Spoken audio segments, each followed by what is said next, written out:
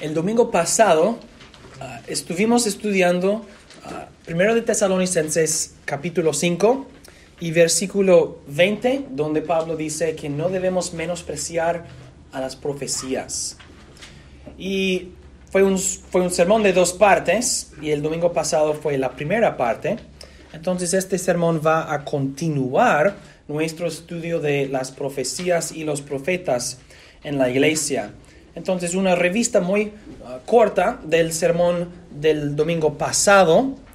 Vimos que una profecía es una revelación directa e infalible de Dios.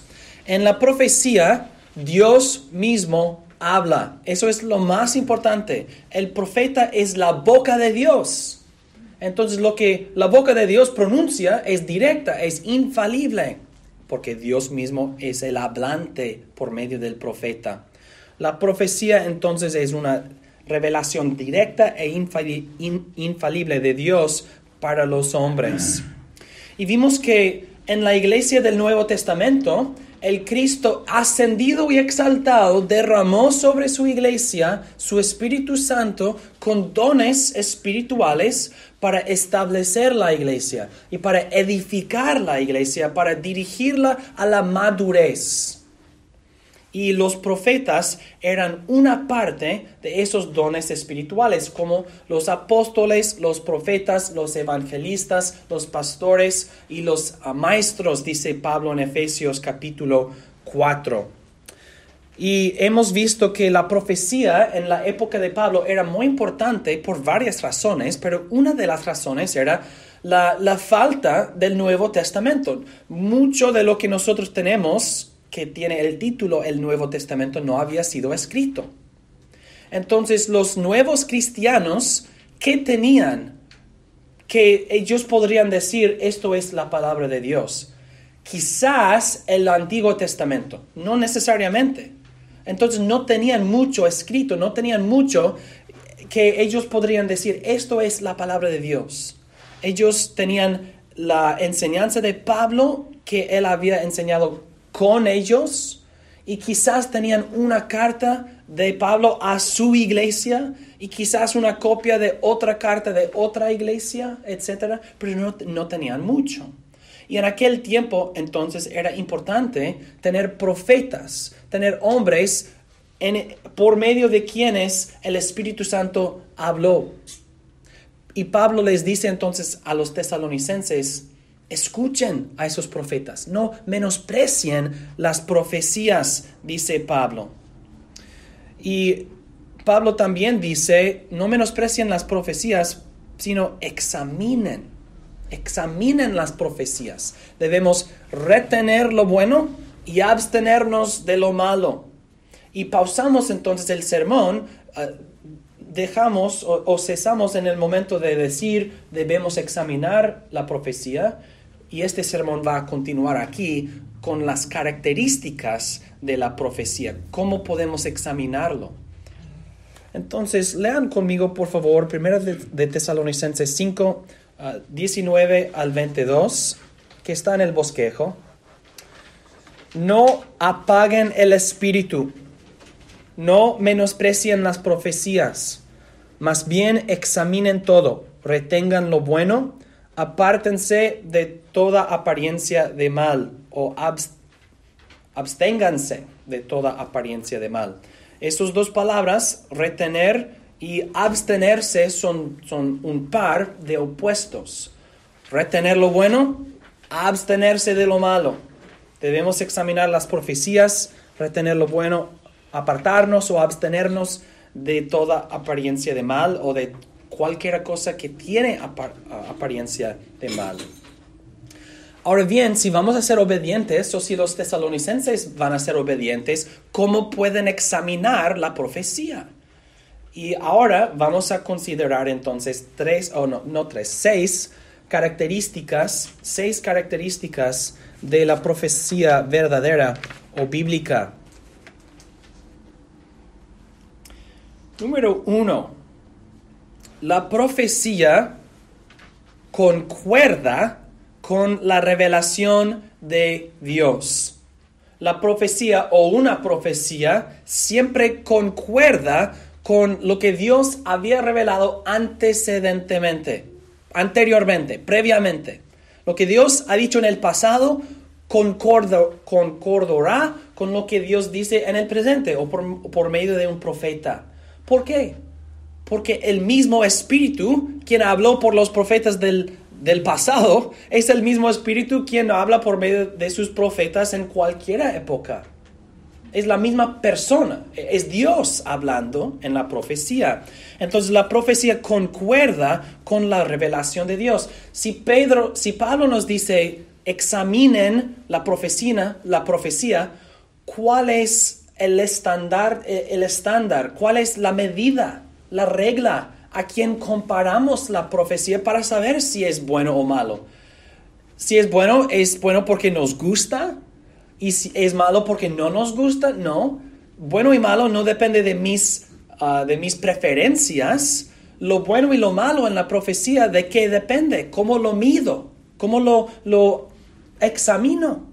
Por la revelación anterior de Dios. La profecía siempre concuerda con la revelación de Dios. Vemos en Hechos capítulo 17, versículo 11... Estos, los judíos de Berea, los bereanos, estos eran más nobles que los de Tesalónica, los judíos de Tesalónica, pues recibieron la palabra ávidamente, escudriñando cada día las Escrituras para verificar si estas cosas eran así. Los bereanos, ¿cómo van a saber si Pablo es de Dios y si su mensaje es de Dios? ¿Cómo van a saber si Pablo habla la palabra de Dios? Pues van a comparar el mensaje de Pablo con lo que Dios había revelado anteriormente. Ellos escudriñaron el Antiguo Testamento. Cuando dice las Escrituras, ellos no están comparando lo que Pablo dice con la epístola a los romanos. Obviamente, están buscando para ver si Jesús es el Cristo. Eso fue el mensaje de Pablo. Jesús es el Cristo, es Dios y hombre. Él fue levantado de los muertos, etc. Y los bereanos están escudriñando los profetas y las escrituras del Antiguo Testamento para verificar. Porque si Pablo tiene el Espíritu Santo, su mensaje va a concordar con el Antiguo Testamento, con lo que Dios había revelado anteriormente. Y en la medida que el mensaje de Pablo concuerda con el Antiguo Testamento, Pablo es un profeta verdadero. En la medida que su mensaje no concuerda con lo que Dios había revelado anteriormente, Pablo es un profeta falso. No, la verdad es que no es un profeta entonces. No habla por Dios y Dios no habla por medio de él. La profecía siempre concuerda con la revelación de Dios. Si no fue así, sería imposible examinarlo. Si no había una regla infalible, una regla definida, sería imposible examinar la profecía. Solamente dependería de mis preferencias y lo que me gusta. Pero los bereanos, ellos van a aceptar que Pablo pronuncia la verdad si concuerda con las Escrituras, si les gusta o no. La verdad es que a los judíos, a muchos no les gustó el Evangelio, pero lo creyeron y aprendieron a amarlo y apreciarlo mucho. Eso es lo más, quizás no lo más importante, pero de suprema importancia. Empezar aquí, la primera característica de una profecía verdadera es que concuerda con la revelación de Dios. Y Pablo invitó la examinación de sus oyentes, sus oidores. Él les dijo, examinen, escudriñen. Por favor, permítanme demostrar que según las Escrituras, Jesús es el Cristo.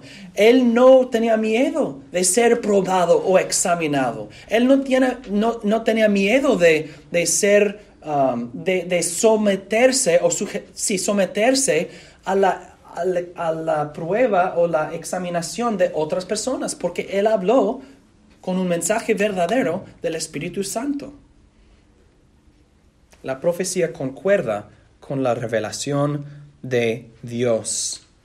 Si una persona afirma, soy un profeta, tengo un mensaje de Dios, su mensaje debe concordar con lo que Dios había revelado anteriormente. Esto afecta profundamente a muchas personas que dicen que son profetas en nuestro tiempo.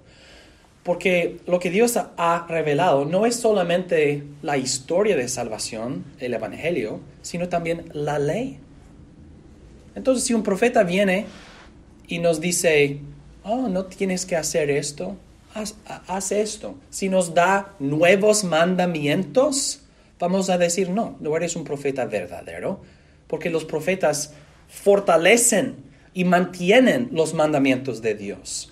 No van a dirigirnos en un nuevo camino, van a dirigirnos a caminar en el camino que el Señor estableció. La profecía concuerda con la revelación de Dios. Segundo, 6 características de la profecía verdadera. Segundo, la profecía verdadera concuerda con la tradición apostólica. Ya hemos dicho muchas veces que no había un Nuevo Testamento escrito en aquel tiempo, pero sí había una tradición apostólica. Y lo que quiero decir cuando digo tradición apostólica es la enseñanza de los apóstoles que fue transmitida sobre todo oralmente por palabras y mensajes y enseñanzas vivas como esto. Y los apóstoles, 12 de ellos, enseñaron el mismo mensaje, el mismo Cristo, el mismo evangelio, la misma ley. Y la profecía concuerda con la tradición apostólica. Vamos a ver unos ejemplos en las Escrituras de esto. Primero, de Corintios 14, 37 hasta 38. Si alguien cree ser profeta o espiritual, es decir, tener dones espirituales, reconozca que lo que les escribo es mandamiento. Pero si alguien lo ignora, él será ignorado. Pablo es un apóstol. Sus mandamientos tienen la autoridad de Dios, el Espíritu Santo. Un profeta, quien tiene el mismo Espíritu, y todos tenemos el Espíritu, pero tiene el don del Espíritu de profecía, él reconocerá la palabra del Señor, la palabra del Espíritu. El profeta concordará con la tradición apostólica. Y Pablo dice, si no lo reconoce, ignora el profeta, no es profeta. Porque este profeta no reconoce la palabra de Dios que los apóstoles enseñaban. Otro ejemplo, 1 Corintios 15, versículo 12. Ahora bien, si Cristo es predicado como que ha resucitado de entre los muertos, ¿cómo es que algunos entre ustedes dicen que no hay resurrección de muertos? Primero, la premisa, los apóstoles, la enseñanza de los apóstoles es que Jesucristo ha resucitado de entre los muertos. Esto es el mensaje apostólico. Pablo dice, si nuestra enseñanza, si el cristianismo de los apóstoles es esto, ¿por qué una persona diría lo opuesto? Que no hay resurrección. Es obvio que esta persona no es un maestro verdadero, porque su enseñanza, el negar la resurrección, niega la tradición apostólica. Eso demuestra la falsedad de la persona. Y otra palabra acerca de tradición. La palabra misma, tradición, significa tomar y encargarlo a otra persona. Tradición. Es la misma palabra de traición. Un traidor toma a una persona y lo encarga en un sentido malo a otra persona. Tradición es igual, pero en un buen sentido. Yo recibo tu enseñanza, yo lo tomo, yo lo paso a otra persona. Tradición. Los apóstoles enseñan a las iglesias, establecen las iglesias con el mensaje verdadero del cristianismo. Y profetas verdaderos reconocerían y fortalecerían y defenderían esta enseñanza apostólica. Y si no, no son profetas. Si no concuerdan con la tradición apostólica. Primero de Juan, capítulo 2, versículos 26 y 27. Les he escrito esto acerca de los que los engañan, falsos profesores.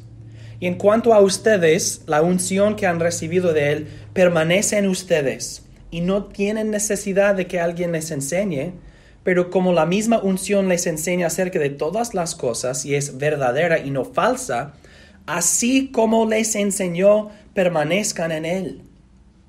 Brevemente, lo que esto significa es que Dios, en su pacto con nosotros, Él nos prometió el Espíritu Santo a todos sus hijos. Todos los hijos de Dios en el nuevo pacto tienen el Espíritu Santo. Mora en nosotros. Entonces, si todos tenemos el Espíritu, y si el Espíritu nos enseña, es decir, nos ayuda a reconocer la verdad, los falsos profesores, era obvio que eran falsos porque ellos afirmaron que tenían conocimiento secreto. Nosotros sabemos cosas que ustedes no saben. Nosotros hemos aprendido algo nuevo.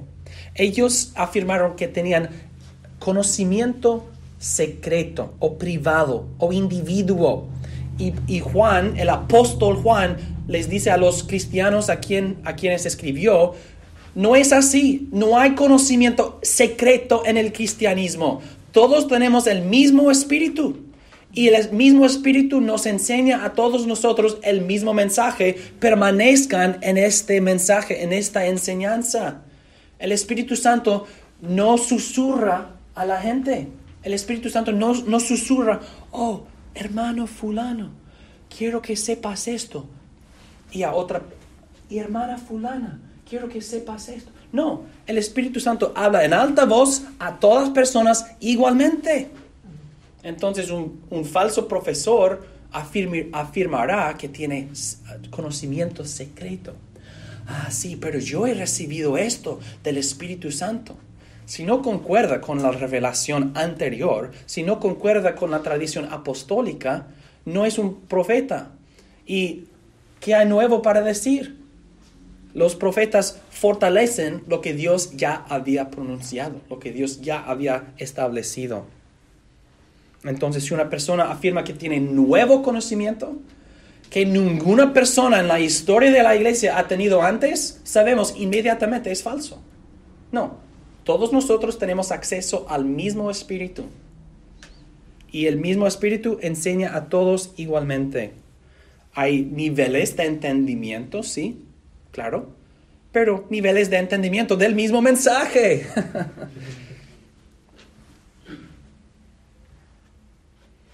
Número 3. La profecía confiesa la deidad y humanidad de Jesús. Primero de Juan 4, 1 al 3. Amados, no crean a todo espíritu, sino prueben si los espíritus son de Dios. Es el mismo. Examinen la profecía, porque muchos falsos profetas han salido al mundo. En esto conozcan el Espíritu de Dios. Todo espíritu que confiesa que Jesucristo ha venido en carne procede de Dios. Y todo espíritu que no confiesa a Jesús no procede de Dios. Este es el espíritu del anticristo, del cual han oído que había de venir y que ahora ya está en el mundo. Juan nos dice, hay un mensaje en el cristianismo. Todo profeta verdadero enseña el mismo mensaje. El mensaje del cristianismo es que Jesucristo es Dios y fue encarnado. Cualquier profeta que niega esto no es un profeta verdadero. Así nosotros reconocemos las sectas heréticas del mundo que niegan la deidad de Jesucristo. Los testigos de Jehová y los mormones no son cristianos en ningún sentido. En ningún sentido. Oh, pero creen en Jesucristo. no creen en Jesucristo. Pero sí, pero no, porque niegan su deidad y mucho más. Así también con los mormones, hasta el extremo. No es una falta de amor o falta de caridad decir esto, porque queremos salvarlos de sus errores heréticos. No es un error pequeño negar la deidad de Jesucristo. Es el espíritu del anticristo. Número 4. La profecía declara el evangelio verdadero. Pablo en Gálatas 1, 8 al 9. Pero aun si nosotros mismos o un ángel del cielo, eso es hipotético, no es una posibilidad, es un argumento, una hipótesis. Si nosotros mismos o un ángel del cielo les anunciara el evangelio diferente del que les hemos anunciado, sea anátema, sea maldecido, rechazado. Como ya lo hemos dicho, ahora mismo vuelvo a decir, si alguien les está anunciando un evangelio contra al que recibieron, sea anatema. La profecía declara el evangelio verdadero. Hermanos, este punto simplemente repite número 1 y número 2. La profecía concuerda con la revelación, la profecía concuerda con la tradición apostólica, la profecía confiesa la deidad y humanidad de Jesucristo.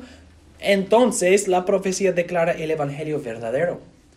Pablo dice, no es un apóstol verdadero, ni es un ángel, si anuncia otro evangelio. Número 5. La profecía es acompañada por una vida piadosa, una vida santa. No perfecta, pero santa. Primero de Tesalonicenses 1, 4 al 6. ¿Cómo argumenta Pablo?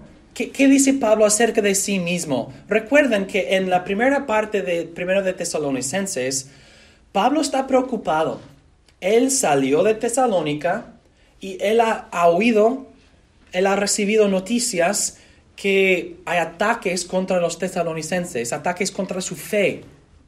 Y él tiene miedo que alguien les persuadirá que Pablo es un profesor falso, que Pablo solamente quiere controlar, que Pablo solamente quiere ganar de ustedes, que Pablo quiere, etc. ¿Cómo se defiende Pablo la validez de su autoridad? Uno de sus argumentos es su vida piadosa, su vida santa. Porque hemos conocido, hermanos, amados de Dios, su elección, por cuanto nuestro evangelio no llegó a ustedes solo en palabras, sino también en poder y en el Espíritu Santo y en plena convicción. Ellos eran persuadidos del evangelio. Ustedes saben de qué manera actuamos entre ustedes a favor de ustedes. También se hicieron imitadores de nosotros y del Señor, recibiendo la palabra en medio de gran tribulación con gozo del Espíritu Santo. Él dice, actuamos a favor de ustedes. No llegamos y tomamos de ustedes y luego nos vamos con sus tesoros. No, Pablo vino para llenar, para dar, para repartir, para bendecir a favor de ustedes. Y él dice, ustedes nos imitaron nuestra forma de vivir. Esto prueba, esto demuestra la autoridad de Pablo, su veracidad, que demuestra que él es legítimo, verdadero. Yo hablo por Dios, porque ustedes han visto mi forma de vivir y cómo actué entre ustedes. La profecía es acompañada por una vida piadosa. Tristemente, muchos profetas en nuestro día son súper ricos. Súper ricos. ¿Por qué? Porque no trabajan a favor de los que escuchan. Sacan y toman y sacan y toman y están matando a la gente, prometiendo todo, dando nada, tomando su dinero, no sanando a nadie. Compra mi agua que tiene poderes especiales para sanarte. Y la gente con esperanza da su dinero para comprar este agua, que es una mentira. Y el profeta, él va al banco con su dinero. Y la persona en su casa toma el agua y no es sanada en ningún sentido. Ha malgastado su dinero, ha creído una falsedad, una mentira. Entonces vemos en la vida de aquel profeta que no es profeta, no vive una vida piadosa porque engaña a la gente y toma su dinero. La profecía es acompañada por una vida piadosa. Si Pablo sí había ganado de la gente y no había trabajado a favor de ellos, eso habría sido un argumento en contra de él. No es un profeta verdadero porque él trabaja egoístamente para sí mismo. Él no trabaja para nosotros, su labor no es para nosotros, es para sí mismo. No era así y esto demostró la identidad de Pablo. Número 6. La profecía edifica. 1 Corintios 14, versículo 3. En cambio, el que profetiza habla a los hombres para edificación, exhortación y consolación. El Espíritu habla a propósito. El Espíritu edifica. El Espíritu exhorta. El Espíritu consuela. Entonces un profeta hablará así. Edificará, exhortará, consolará. ¿Cómo? Con la revelación de Dios. Una persona no puede exhortar sin los mandamientos de Dios, ni puede consolar sin las promesas de Dios. Porque no tiene poder en sí mismo, no tiene autoridad en sí mismo para mandar, ni tiene autoridad en sí mismo para prometer. Entonces no puede edificar si no tiene la revelación, si no tiene la palabra de Dios. Y esas palabras que Pablo usa en 1 Corintios 14, edificación, exhortación y consolación, todas estas palabras aparecen en 1 de Tesalonicenses capítulo 5, que todos nosotros debemos exhortar, exhortan a los desordenados, amonestan a los desordenados, y también debemos consolar a los de poco ánimo. Son las mismas palabras.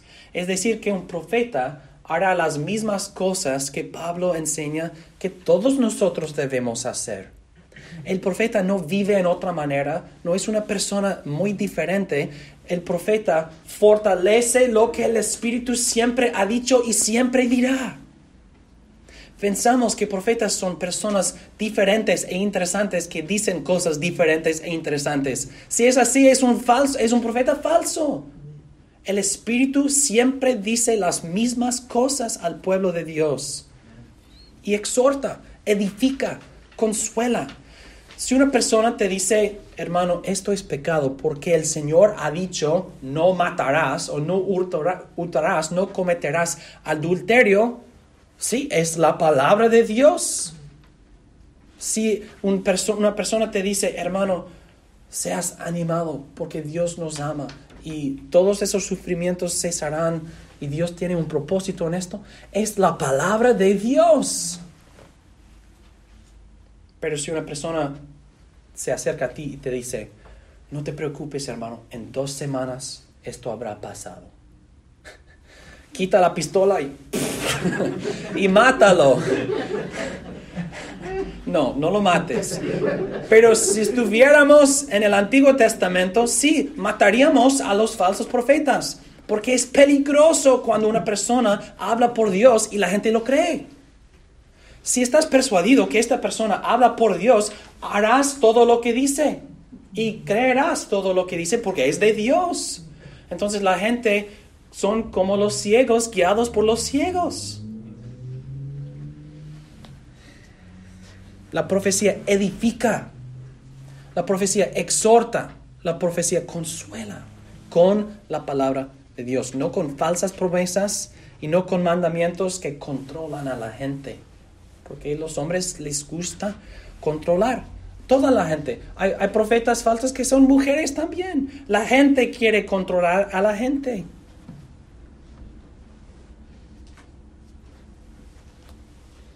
El Espíritu Santo alimenta la iglesia y bendice la iglesia. Y los profetas que hablan por el Espíritu Santo, entonces, edifican a la iglesia. Hemos visto entonces desde las Escrituras 6 características de la profecía verdadera y bíblica. Entonces, cuando Pablo les dice, examinen las profecías, no menosprecien las profecías, tampoco acepten a cualquier profeta que dice que es profeta. Al contrario, examinen. ¿Cómo lo examinamos? Lo comparamos a la revelación de Dios, la tradición apostólica, que sería el Nuevo Testamento. Vemos que la profecía confiesa la deidad y humanidad de Jesucristo, el evangelio verdadero, una vida piadosa, no perfecta, pero piadosa, sincera. Y profecía que edifica, que exhorta, que consuela. Ahora llegamos al segundo punto en el sermón, número 2. Vemos que las profecías eran fundamentales, transicionales y transitorias.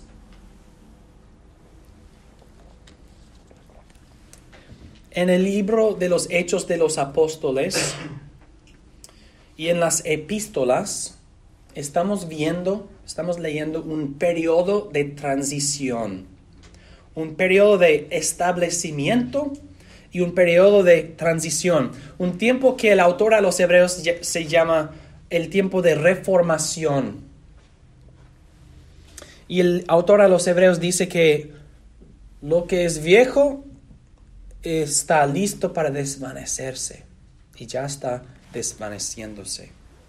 Esto refiere, obviamente, al reino de Jesucristo que Él estableció. Entonces, el reino de Israel es viejo y se desvaneció, es obsoleto, dicen las Escrituras, porque el nuevo pacto invalida, anula el antiguo pacto. La iglesia, que es el reino de Jesucristo, entonces, no es definido por el nacimiento según la carne, ni es caracterizado por la circuncisión o la obediencia ceremonial de Israel. Es caracterizada por la fe en Jesucristo y la obediencia a Jesucristo. Y todas las ordenanzas que Jesucristo estableció, como el bautismo y la cena del Señor y toda la vida de la iglesia. Pero había un tiempo, un periodo de coincidencia, cuando las dos épocas coinciden. El Antiguo Testamento y el reino de Israel coincide con el establecimiento del reino de Jesucristo y el Nuevo Testamento. Hay una transición.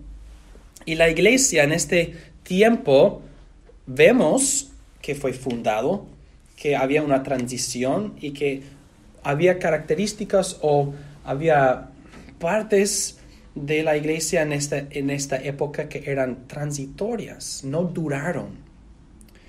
Los dones espirituales tienen una parte en esa transición. Número 1. Los dones espirituales confirmaron y validaron los apóstoles. Los dones espirituales confirmaron y validaron los apóstoles. Saben que yo creo que no tenemos tiempo para pasar por toda esta enseñanza en este sermón. Entonces, en lugar de apurarnos, creo que debemos pausar y regresar a esto en otro sermón, porque hemos dedicado bastante tiempo a los primeros 6 puntos que son importantes. Y en la conclusión del sermón a que no hemos llegado, iba a decir que en comparación con las características de la profecía verdadera, ¿qué vemos hoy en día? Vemos payasos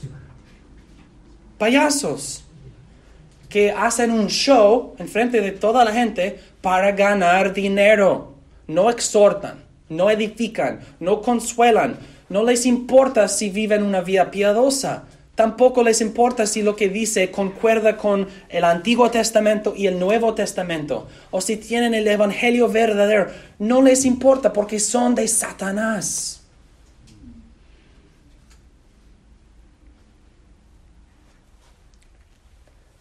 Cuando una persona considera la pregunta de las profecías hoy en nuestro tiempo, debemos también preguntarnos qué ha creído la iglesia a lo largo de su historia acerca de los dones espirituales y todo esto.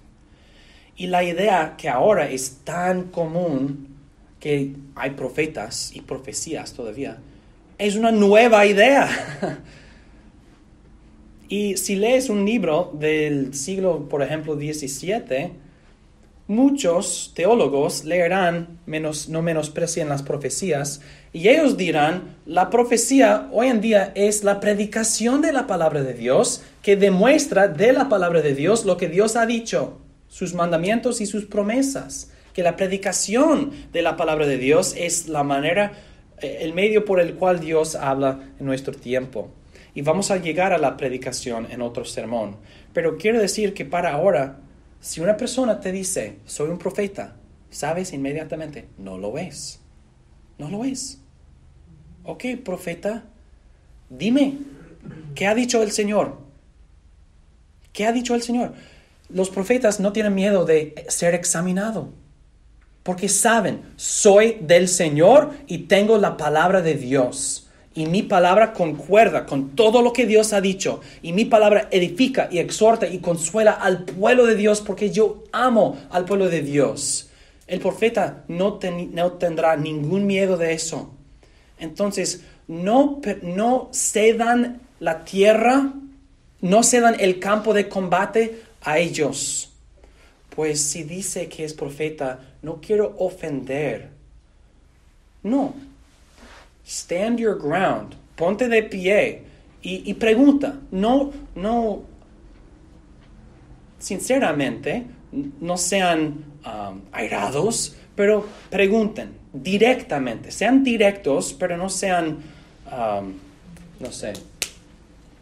muy duros. Directos, pero no duros. Y pregunten, ¿qué ha dicho el Señor? Háblame la palabra del Señor. Si citan de las Escrituras, pues no fue necesario que Él lo diga. Si dicen algo nuevo, sabes que es falso. Es fácil. El Espíritu Santo no susurra a la gente. Pero yo tuve un sueño en que no. Yo también. Todos nosotros. Pero les diré esto. El Espíritu sí usa la palabra de Dios para hablar a nosotros. Entonces, si tienes un sueño y hay pecado en el sueño y te despiertas y piensas, estoy contento que esto fue un sueño. El Espíritu te ha avisado, no peques porque has experimentado en este sueño la culpa, el horror del pecado. Entonces tú puedes decir, es el Espíritu Santo, porque es la palabra de Dios, el mandamiento de Dios, moviendo tu corazón hacia la santidad y fuera del pecado. Pero cualquiera persona podría y debería tener la misma experiencia, en el sentido que todos nosotros debemos tener miedo del pecado y debemos huir hacia la santidad y fuera del pecado. Entonces, esta influencia del Espíritu no es algo individuo para mí, no es algo especial o separado o diferente. Es el mismo Espíritu que ustedes tienen, aplicando los mismos mandamientos que ustedes tienen a mi corazón. Así también en la predicación de la palabra de Dios, muchas personas escuchan, pero cada persona a veces tienen una experiencia diferente porque el Espíritu está hablando a diferentes necesidades o diferentes pecados o diferentes dudas. Y sí, el Espíritu Santo sigue obrando en nuestros corazones, quizás en diferentes maneras, pero el mismo Espíritu, el mismo mensaje, los mismos mandamientos, el mismo Evangelio que todos nosotros tenemos en común. Entonces no apaguen el Espíritu y no menosprecien las profecías, pero 99.99% de lo que la gente dice es profecía o que son profetas, no lo es. Y estas características nos informan acerca de qué es la profecía verdadera y cómo identificarlo. Entonces, el domingo que viene será la Cena del Señor y yo soy el predicador para el sermón del Cena del Señor. Entonces, el sermón del domingo que viene tocará la Cena del Señor y no pero en 2 domingos, si Dios quiere, regresaremos a la relación de los dones espirituales a la iglesia en nuestro tiempo. Y el argumento para lo que se llama el cesacionismo, perdón, cesacionismo. Sí, que los dones espirituales extraordinarios han cesado, pero el Espíritu sigue obrando en la iglesia. Entonces, oren conmigo, hermanos.